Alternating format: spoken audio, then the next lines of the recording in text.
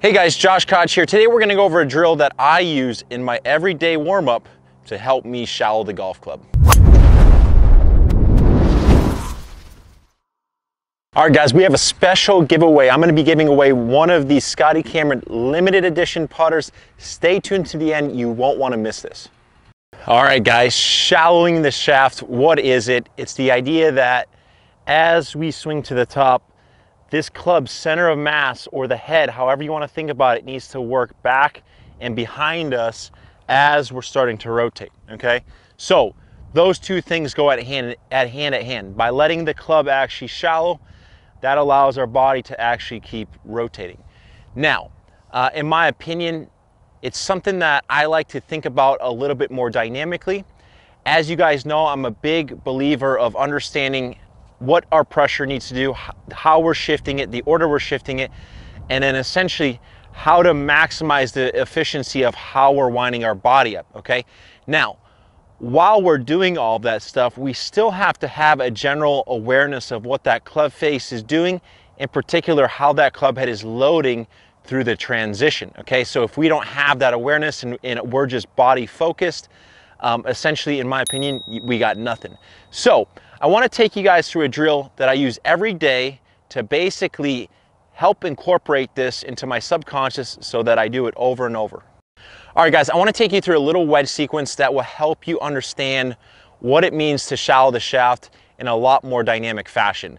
Now, the way it starts is we'll start with waist high to waist high shot. So basically, I'm using my body to pivot back to waist high, and then I'm using my body to pivot through and finishing somewhere at about waist high.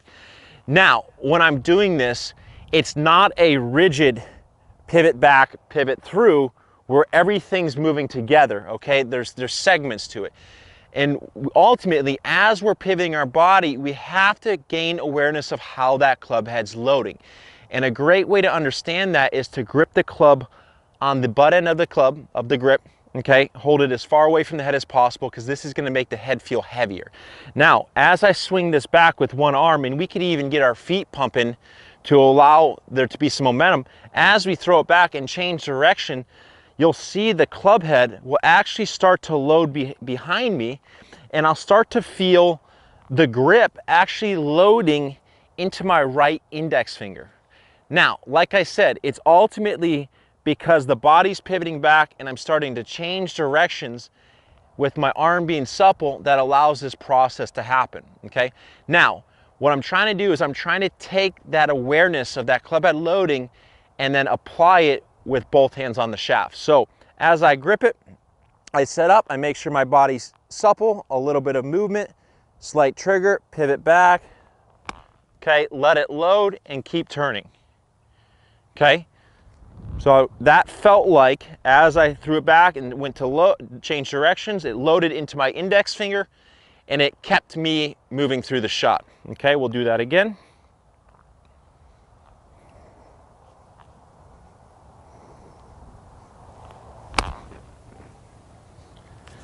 Talking about the structure of these shafts, they're very rigid, very firm.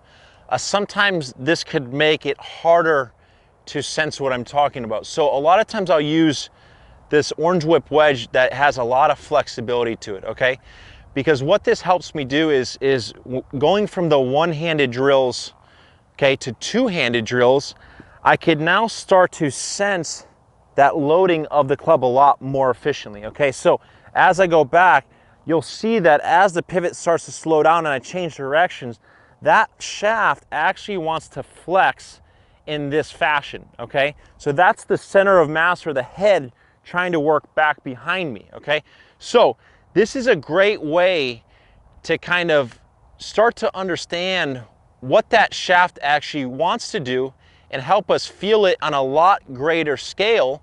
And ultimately, our goal is to take these feels back to our normal golf club, okay? So a lot of times I'll even hit shots with this, especially if my tempo, my rhythm's getting off and things kind of get out of sync. So I'll basically do the same thing. I'll go to set up, little trigger, back to waist high, and then I'll hit shots like that, okay? Now, this is very hard to hit shots with, so do not get frustrated if you're not hitting them well.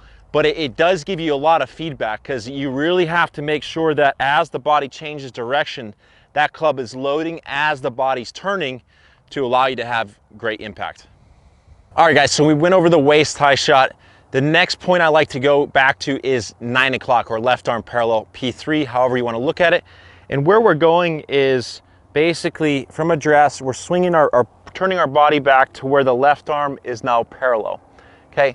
Same thing, we want to work the same process. Do some one arm swings, grip it on the end to allow that club to load through the transition, okay?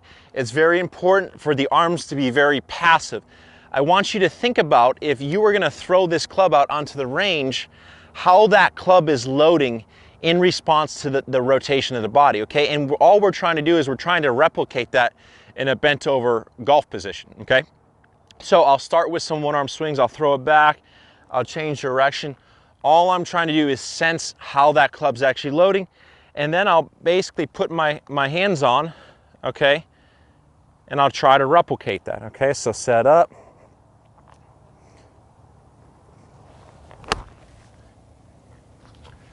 Okay, so as I felt my body starting to open, I was sensing that club loading into my right index finger. Same thing, you can do this with a whippy club. It's going to intensify the feel for sure, okay? And it's very hard to hit, especially as you get longer backswing. But as this swings back, I mean, you can sense that club head loading even more into the index finger with how soft this shaft is. And I think this is really important, because I think a lot of times when people have these steel shafts, or they're a lot more rigid, people lose sense of this. Someone had told me there's even a study being done that golf shafts are too whippy, are too stiff. And so I think if people understood the general flowiness of how this club loads in response to the body, I think a lot of their shallowing issues would be corrected, okay? So we'll go up to 9 o'clock now.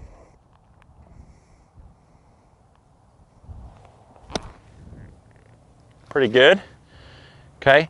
And then basically we'll finish this sequence going all the way to full swing. So I'll grip it on the end, go to the top, do some one arm swings, feel how that club's loading.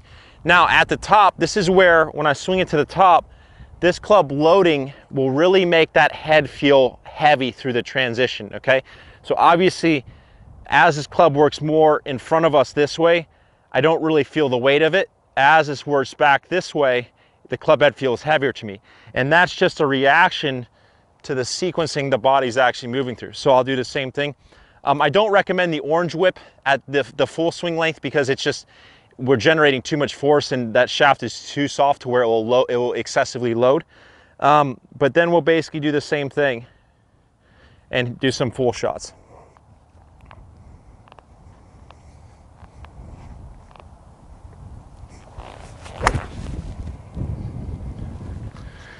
Okay, so now a normal routine would look like 5 waist high to waist high shots, 5 left arm to finish shots, and then 5 full shots. And in between, as I'm doing this, I'm using tools like the orange whip or these one-handed drills to just help me gain that awareness of how that club needs to load through the transition. All right, guys, if you found that video helpful, be sure to hit that like and subscribe button, as well as that notification bell. It alerts you every time I release new content. It also helps me. And because of that, I'm going to be giving away one of these Scotty Cameron limited edition putters to one of my subscribers once I reach 1,500 subscribers on YouTube. So like it, share it, comment it, do anything you can to help us hit that number as soon as we can.